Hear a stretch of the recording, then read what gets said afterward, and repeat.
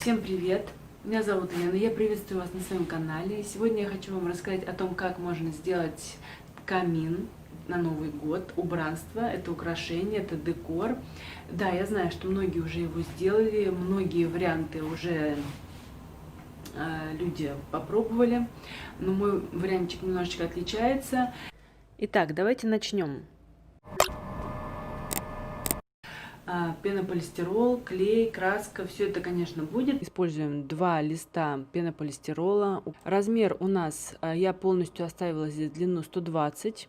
Здесь не 60, а 40. 20 сантиметров я отрезала просто из-за того, что такая огромная плита, ну, якобы плита, мне не нужна. Толщина 5 сантиметров. Выкрасила в белый цвет. Сделала пятнышки, подобные мрамору. Ну, то есть там какие-то вкрапления разрисовала так, чтобы это было немного похоже. Вот наш второй лист. 60 на 120 я его не стала делать. По 10 сантиметров я срезала. И вырезала вот такое окошко для кострища там самого. Вот эти 2 половиночки у нас вот от этой плиты получились. А вот эти 2 половиночки из окошка получились.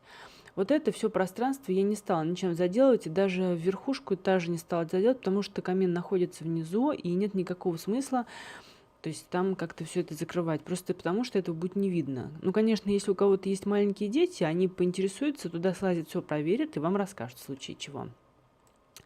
Как я это крепила? Вот эта плиточка первая наша, которая будет являться вот фасадом нашего камина. Вот с этими соединена клеем. У меня был титан. Вы можете взять любой, который у вас есть, универсальный. Но один лайфхак, скажем так, или подсказочка для того, чтобы все вот это скрепилось покрепче, соедините между собой еще, после того, как нанесли клей, еще зубочистками.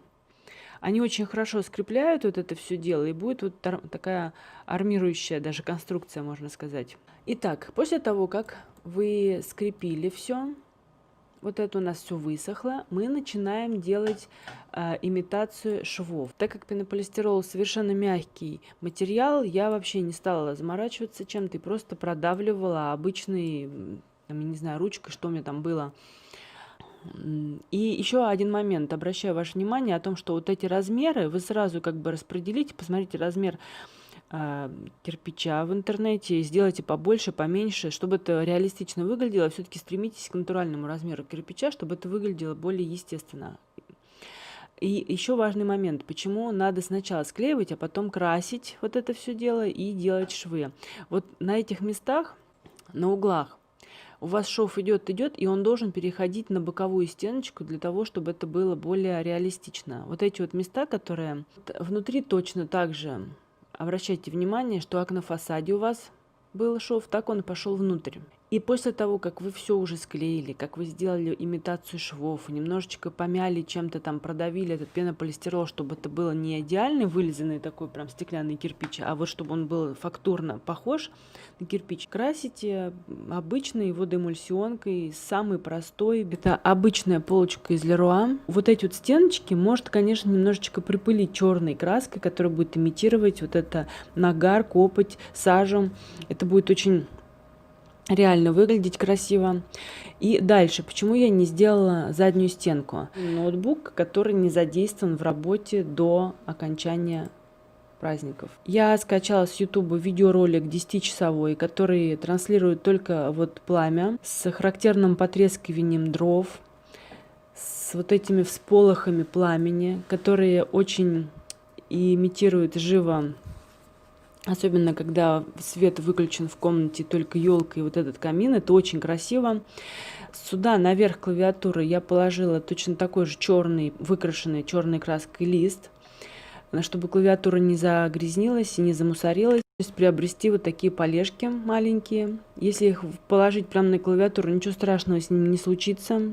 И с ноутбуком ничего, ну, никакого повреждения ему не будет. Это очень красиво и очень прикольно.